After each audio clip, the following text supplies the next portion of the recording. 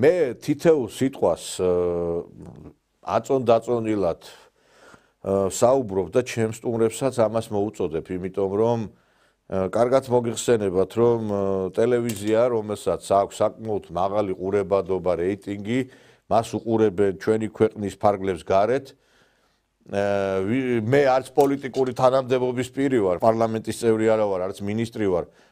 შეიძლება აი აქ ნათქვამა სიტყვამ რაღაცნაირად შეიძლება ამან იმოქმედოს ძალიან ცუდად ქვეყანაზეც კი.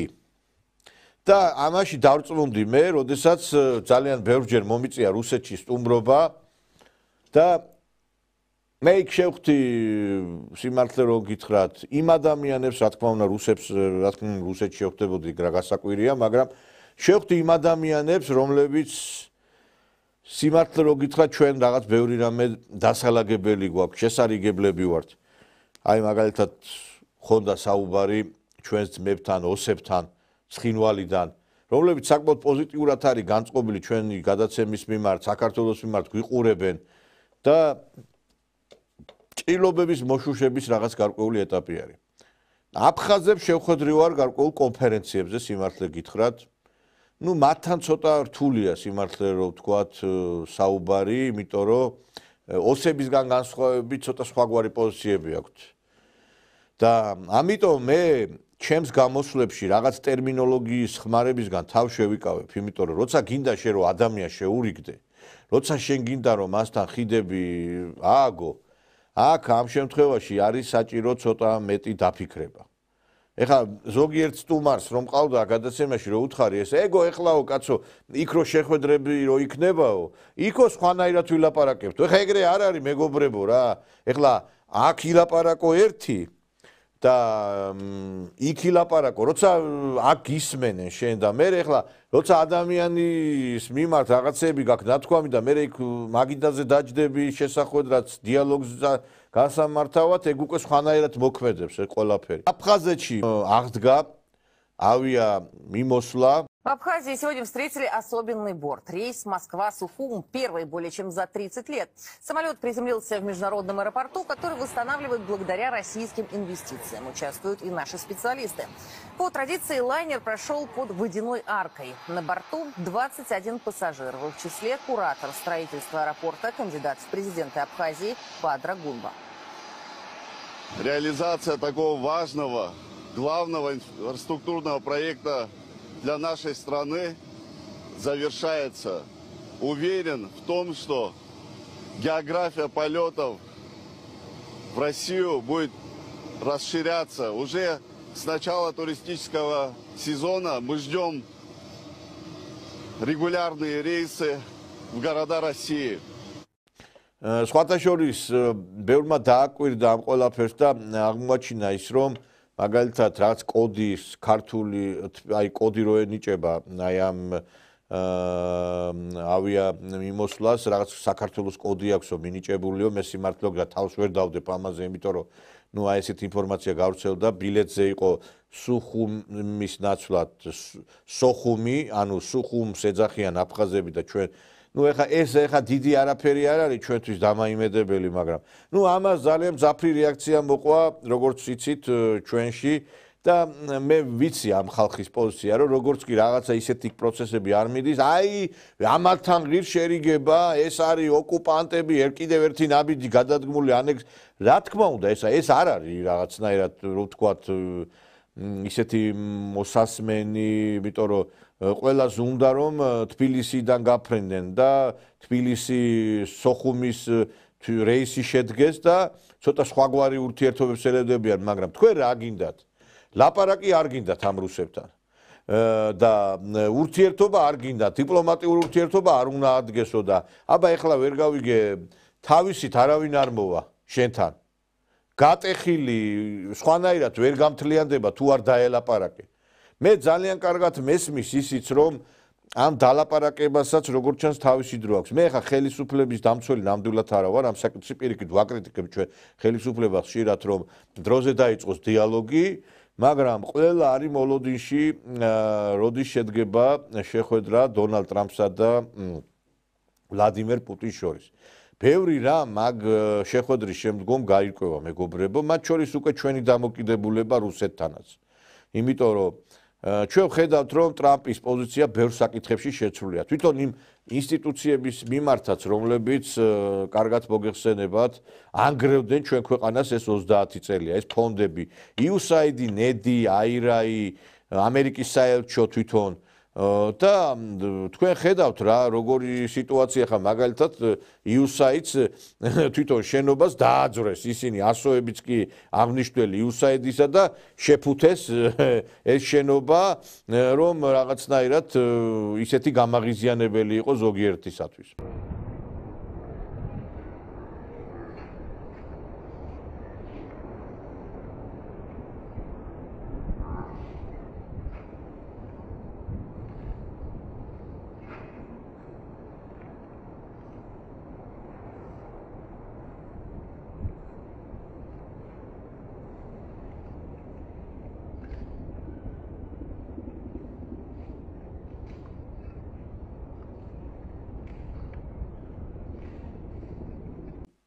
ის სტრუქტურები, რომლებიც იყვნენ ჩვენი ქვეყნის წინააღმდეგი, თავად ამერიკამ დაიწყო მას წინააღმდეგ მოქმედებები.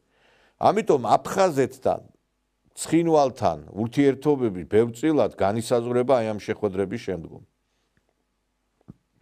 მე არ გამოვრიცხავ, რომ ის პოზიციები, რომლებსაც ხელისუფლება ავლენს რუსეთის მიმართ, აი კონკრეტულად ის განცხადებაც, რომ მათ არ სურთ დიპლომატიური ურთიერთობების აღდგენა, ესეც კი შეთანხმებული იყოს რუსეთთან.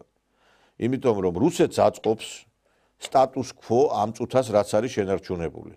ანუ მეორე ფრონტი არ იხსნება, საქართველოსთან არანაირი პრობლემები არ იქნება რუსეთთან მიმართებით, ტვირთები შედის გამოდის, რუსი ტურისტები შედიან გამოდიან, ამ ქვეყნიდან მათ არანაირი საფრთხე არ ემუქრებათ.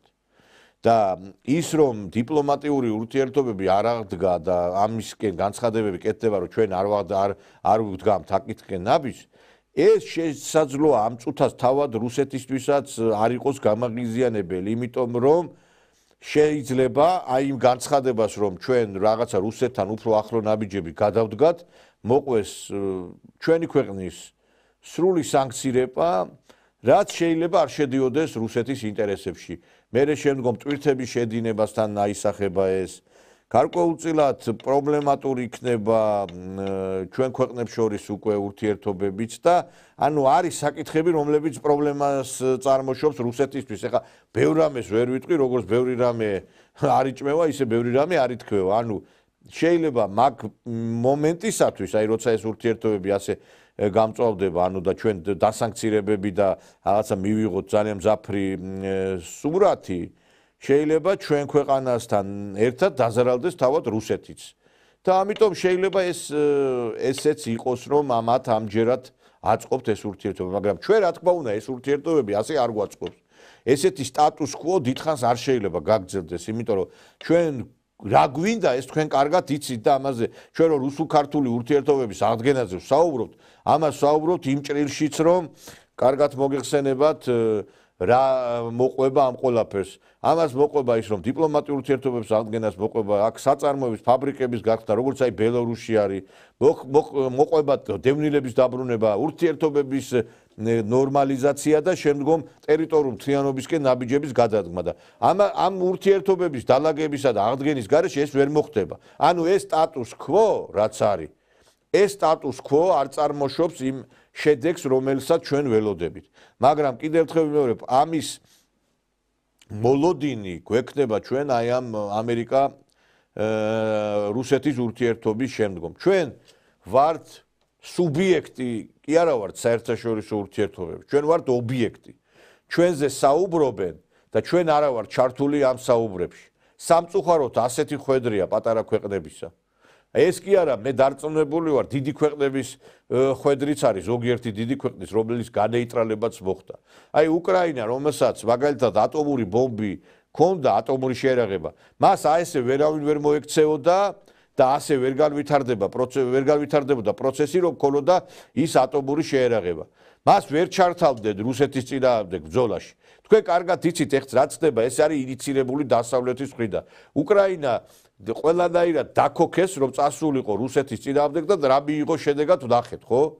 და დღეს ბევრი ლაპარაკობს უკრაინაში იმის შესახებ, რომ აი ის შეთანხმება, რომელიც განხორციელდა, თქვენ კარგად მოგეხსენებათ, ამერიკის პრეზიდენტი იყო ჩართული, ჩინეთის, იქ რუსეთის და სხვაებიც იყვნენ, იაპონიის ლიდერი და რომლის თანახმადაც, ესე იგი, უზრუნველყოფილიყო უკრაინის ტერიტორიული მთლიანობა.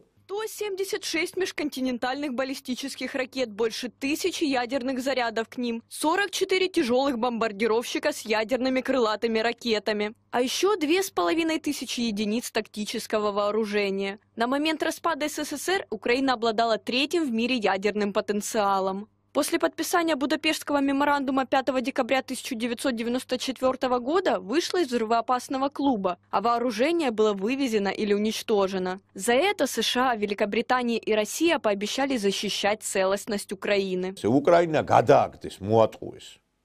და დღეს უკრაინა აი ტორტის ნაჭერივით გაჭრეს, მეგობრებო.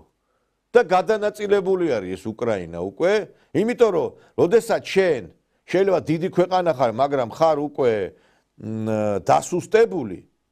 შენ უკვე ყველა გადაყლაპავს. იგივე ბედი ეწია სირიას. არა, ჩვენთან ამას იმიტომ ლაპარაკობ ამის შესახებ, რომ ბევრს გონია, რომ მარტო პატარა ქვეყნები არის ობიექტები საერთაშორისო ურთიერთობებში და არა სუბიექტები. ასეთი ობიექტი აღმოჩნდა სირიაც, ასეთი ობიექტი აღმოჩნდა უკრაინა, ასეთი ობიექტი აღმოჩნდა ერაყი, ლიბია და ეგვიპტე და ძალიან ბევრი ქვეყანა, რომლების ბედიც გადაწყდა სხვაგვარად. და ჩვენ რა თქმა უნდა ახლა ესე რომ გულზე ხელი დავიკრიფო და მარტო აი ამას რომ ველოდოთ, არც ეს არის მართალი და მართებული, იმიტომ რომ კი ჩვენ ბევრს ბედს გადაწყვეტავენ იქ ოკეანის მიღმა და გინდაც მოსკოვში, მაგრამ ჩვენზეც არის ბევრი რამ დამოკიდებული, როგორ პოზიციას ავირჩევთ რუსებთან. ჩვენ აქ რუსებს კი არ უნდა ვაგინოთ და კი არ უნდა დავიწყოთ იმაზე საუბარი, რომ მივიღოთ ის სურათი, რაც მივიღეთ 2008-ში. არამედ უნდა გადავდგათ ნაბიჯები. კი, რა თქმა უნდა, ბევრწილად არ არის სასიამოვნო ის, რაც ვიხილეთ, მაგრამ აქ ერთი რამეც არის გასათვალისწინებელი. ჩვენ ვიცით, რომ არჩევნები ტარდება ახლა აფხაზეთში. და არძიმბა, როგორც მოგახსენეთ, ჩვენ ამაზე გქონდა გადაცემაში საუბარი, არის პროთურქული რაც გარკვეულწილად ძალის წარმომადგენელი, ანუ მას როგორც კულუარული ინფორმაციები ცხადყოფს, არის თურქეთის მიერ მხარდაჭერილი. მეორე კანდიდატი ბადრა გუნბა, რომელიც სარგებლობს რუსეთის მხარდამჭერით და სხვათა შორის ეს სოხუმის აეროპორტი რო გაიხსნა, ეს ბადრა გუნბა იქ იყო წარმოდგენილი და ძალიან აქტიურად საუბრობდა აი ამ პოზიტივზე. და ეხლა რუსეთს სურს, რომ აი ეს გარკვეული აეროპორტის მაგალითად გახსნა, იქ კიდე სამანტყოფოების გახსნაზეა საუბარი დახმარებაზე, ეს მიაწეროს ამ გუნბას და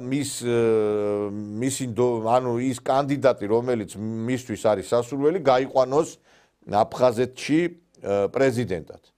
ამას რა მოყვება ვნახავთ, ეხლა არჩევნები ჩაივლის, მაგრამ ერთი ფაქტია, რომ იმ არეულობების შემდგომ, რაც მოხდა აფხაზეთში, რუსეთს სურს, რომ რაღაც შეიცვალოს იქ და მისთვის სასურველი კანდიდატი მიიღოს.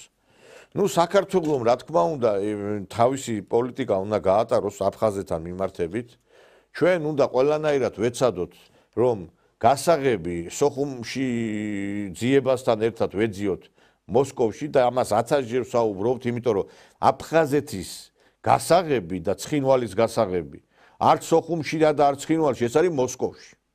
და რაც არ უნდა სამანტყოფოები გავაკეთოთ საზღვრისპირა რეგიონებთან, ეხლა რუხში გახსოვთ ალბათ გაკეთდა სამანტყოფო, ვერაფერს ვერ ვიზნამთ თუ კი ჩვენ ურთიერთობებს არ დავალაგებთ მოსკოვთან. და მე მგონი რომ აქეთკენ უნდა გადაიდგას ნაბიჯები და ჩვენ ეხლა იმითი რომ იქ ეხლა თვითმფრინავი მოსკოვიდან ჩაფრინდა და არა თბილისიდან, ამის გამო არ უნდა დავიწყოთ ისევ აი ეს პოლიტიკა რა სააკაშვილს ჰქონდა. იმიტომ რომ თუ არ დავიწყებთ დიალოგს, თუ არ გვექნება საუბარი, თუ არ გვექნება ინტენსიური მოლაპარაკებები, კიდევ ერთხელ ვიმეორებ, ჩვენ ამ ნაბიჯს, რომელიც არის დაკავშირებული ტერიტორიულ მთლიანობასთან, ვერ გადავდგამთ, კიდევ ერთხელ ვიმეორებ. ვერ გადავდგამთ. აი ამ საკითხებთან მიმართებით კი ბევრი რამ გაირკვევა, როგორც გითხარით. პირველი შეხვედრიდან არა, მაგრამ შემდგომი ინტენსივობით. ახლა პირველივე შეხვედრიდან ტრამპი პუტინი შეხვედრიდან ერთბაშად ეს არ გაირკვევა, ამას ჭირდება დრო და ამის მოლოდინშია ჩვენი ხელისუფლებაც. დღეს აი ამ შეხვედრას ელოდება არა მარტო ჩვენი ქვეყანა, არამედ სოფლიოს ბევრი ქვეყანა. სოფლიოს ძალიან ბევრი ქვეყანა ელოდება ამ ყველაფერს.